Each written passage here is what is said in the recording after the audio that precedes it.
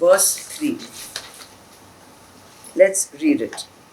Shri Bhagavan Uvacha Lokesmin Dvivida Nishtha Pura Prokta Maya Naga Jnana Yogena Sankhyanam Karma Yogena Yoginam. Anju, read.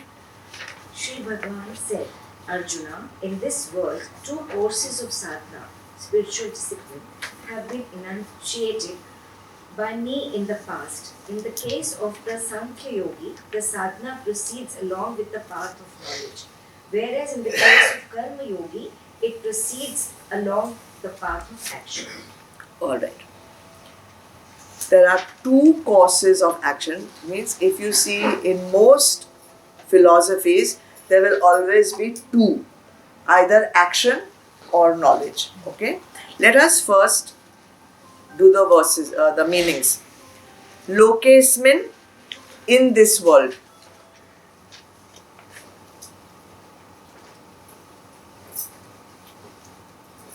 Dvividha, two kinds.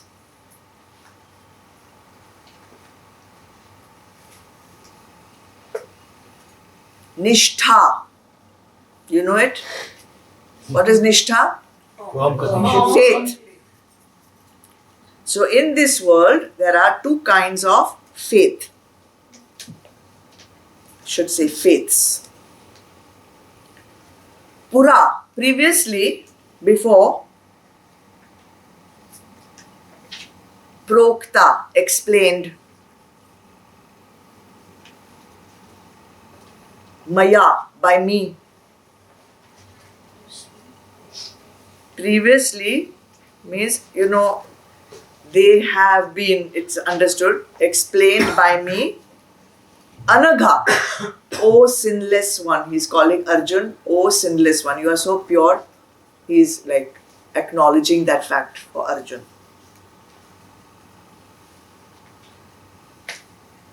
What are these two faiths? What are these two paths? Jnana Yogena.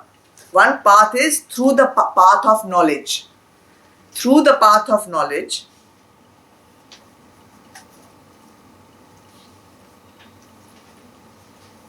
And this path of knowledge is for who? Sankhyanam, for those inclined towards contemplation.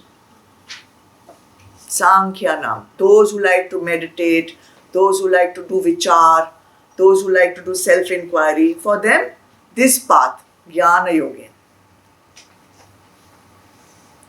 And the second path is Karma Yogena, the path of action. And that is for whom? Yoginam, those who are inclined towards actions.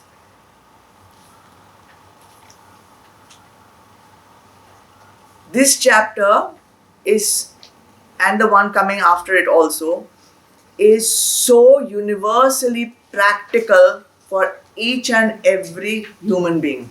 Because each and every human being has to do some action. And if you do an action, you will incur karma, because nobody does an action without wanting some result from it, right? This is the biggest thing that people don't understand about Karma Yoga. If I didn't want anything, then why would I do anything? So you always do it with wanting some result. And therefore, we incur karma. And because we incur karma, we have to come back and do what? Chakki pisoi. We have to come back and go through the motions of ups and downs, and with its accompanying sorrows. But if you apply the technique of Karma Yoga in any action, whether it is studying, whether it is cooking, whether it is writing a report for your CEO, whether it is driving a car, whatever, if you apply the bhava of Karma Yoga to your action, just think what is happening.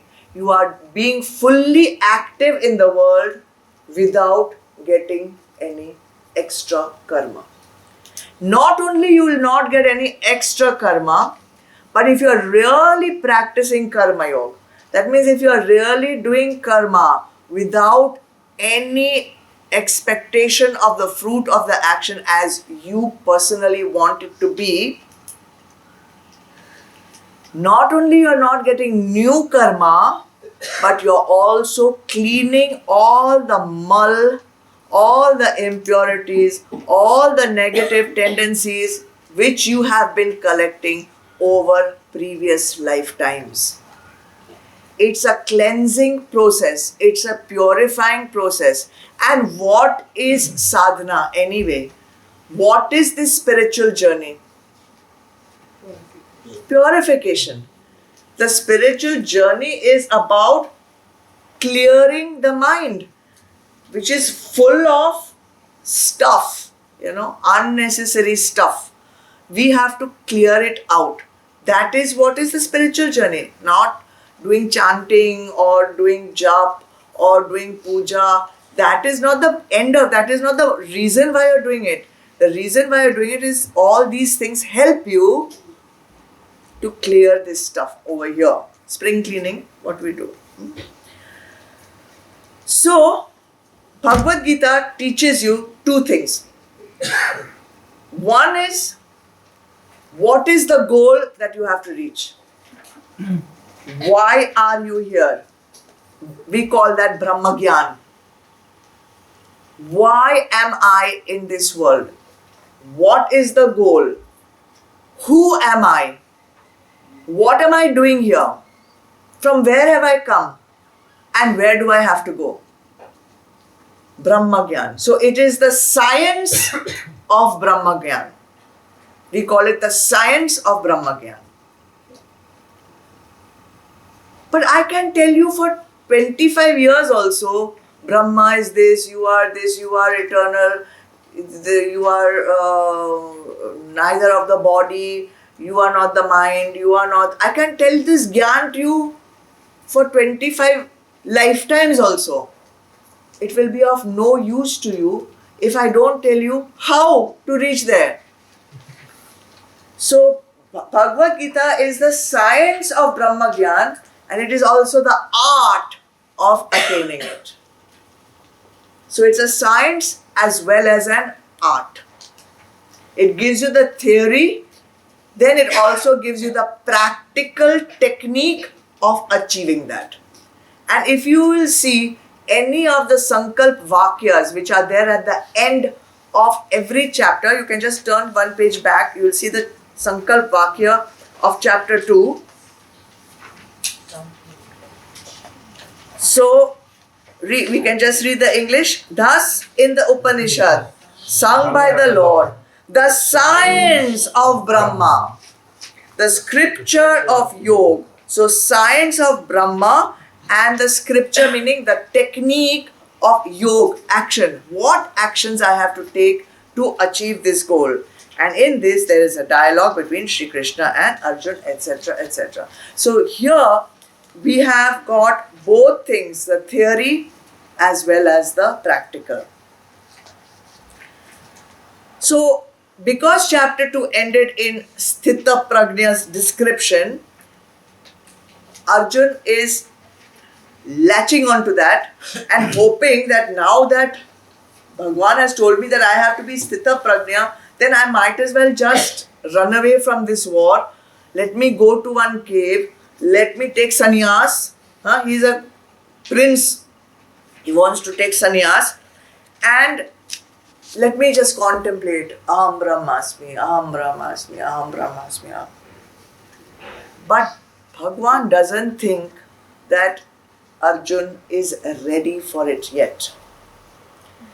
Even if you go out of Kantala of this world, you want to run away, go in one cave, will you find peace?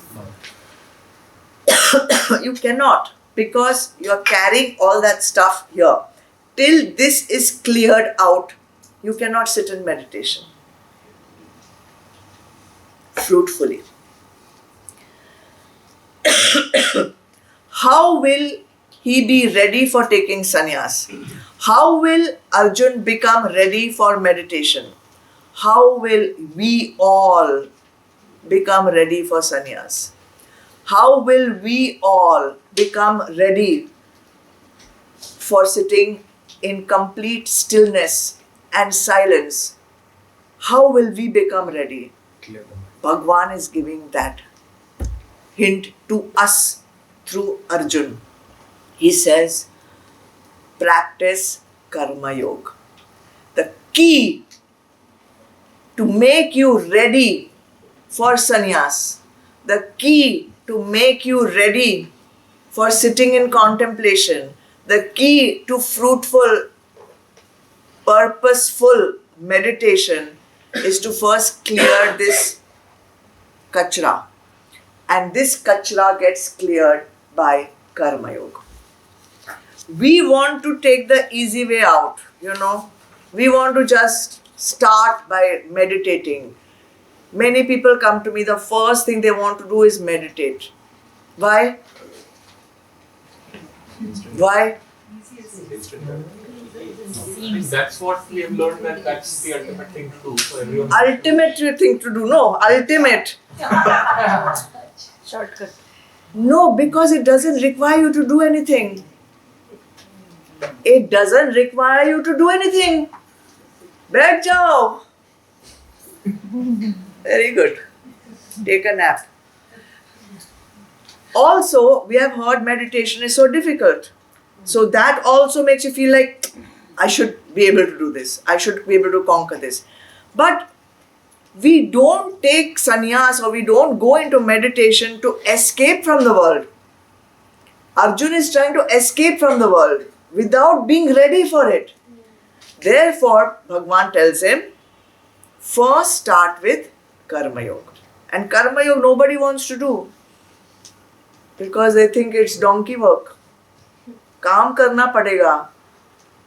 You'll have to go and do some seva. Oh God, now where to do seva? You don't have to go anywhere to do seva, Seva starts at home. Pehle ghar mein karo. But that is more difficult because you have to do seva for somebody who's arguing with you. You have to do seva for somebody who's nagging you. That becomes even more difficult. Anyway, we'll know now how to do it. So, if you do Karma Yoga, if you clear the mal, if you clear means what? Mal will automatically get cleared. Everything will drop. Your vasanas will drop. Big one. Vasanas to drop is a very big job. And Bhagwan is telling you the method. Do Karma Yoga. You will overcome your vasanas. You will overcome the grudges. You will overcome everything. It will just drop. And when everything drops and there is space here, you sit in meditation, achieve what?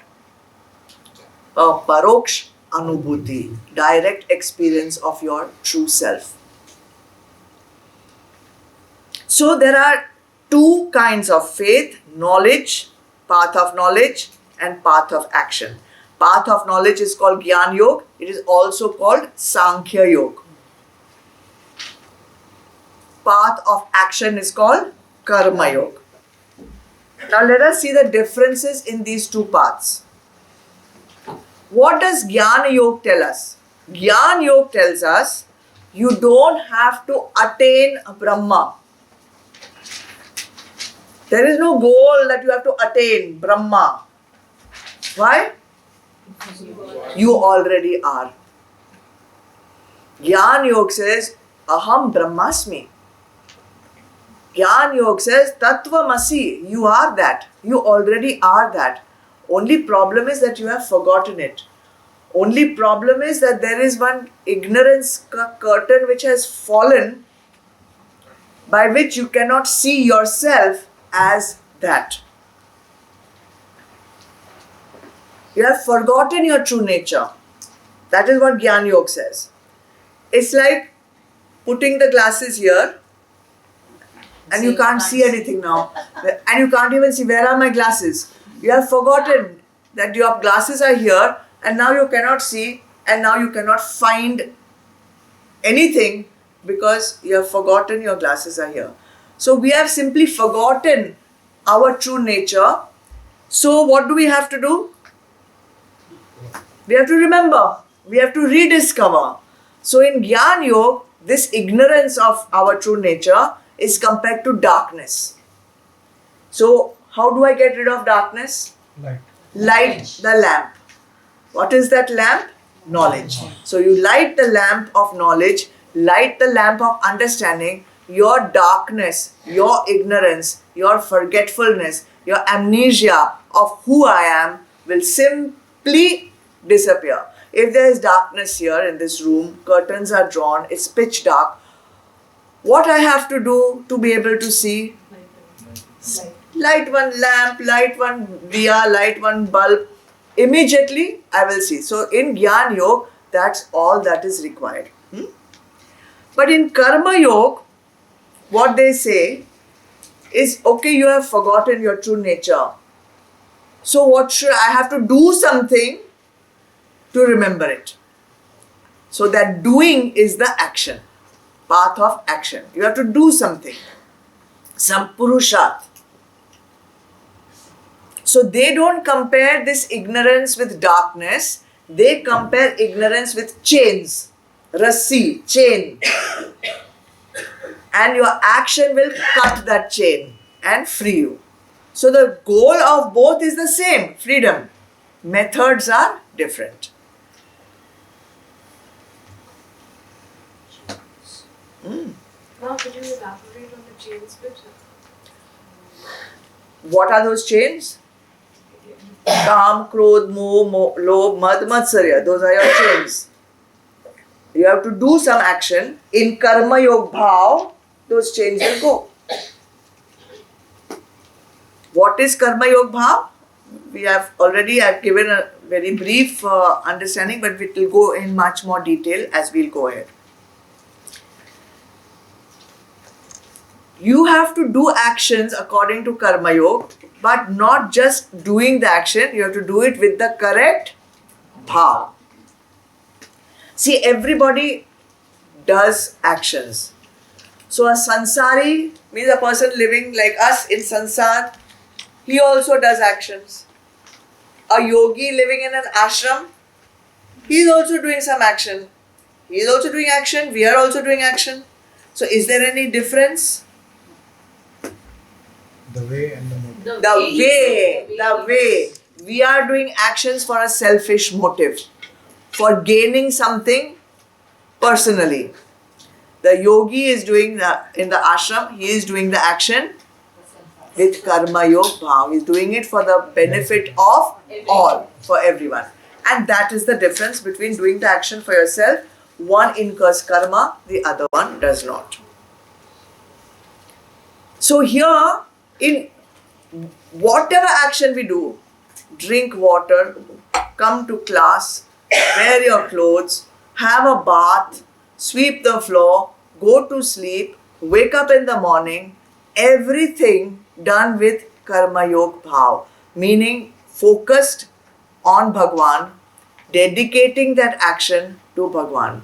That is why in Sanatan Dharma there are shloks, there are mantras for each and every action that you do. There is a shlok for having bath. There is a shlok for eating food. There is a shlok for waking up. There is a shlok for going to sleep. There are shloks. So continuously, every action you do, if you are reciting that shlok, if you are living according to that tradition, for every action, you have dedicated that action to Bhagwan and now you are doing it.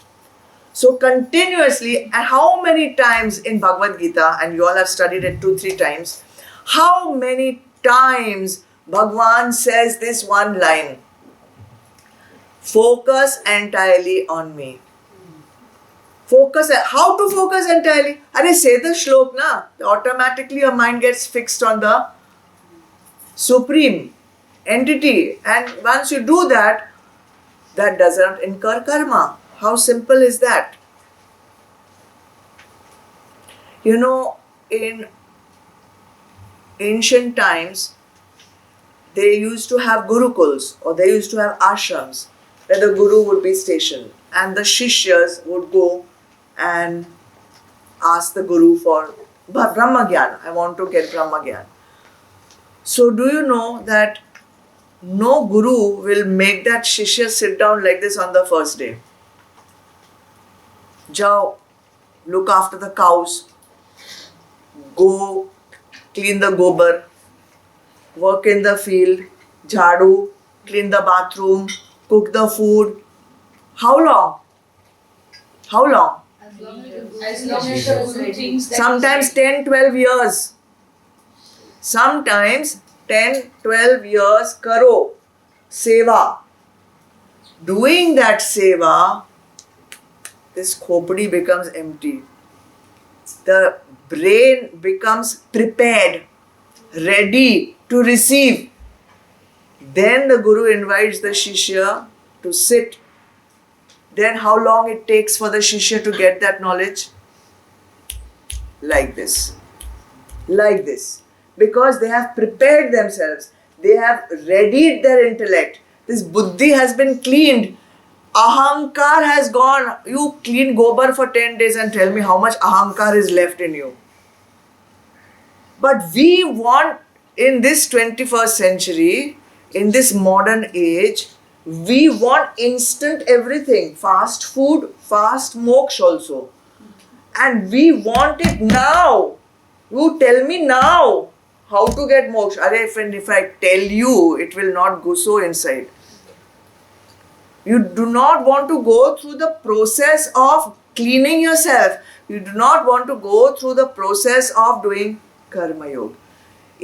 Then you'll say, but you know, this sant, he only did gyan, he only did contemplation, he never did any karma yoga.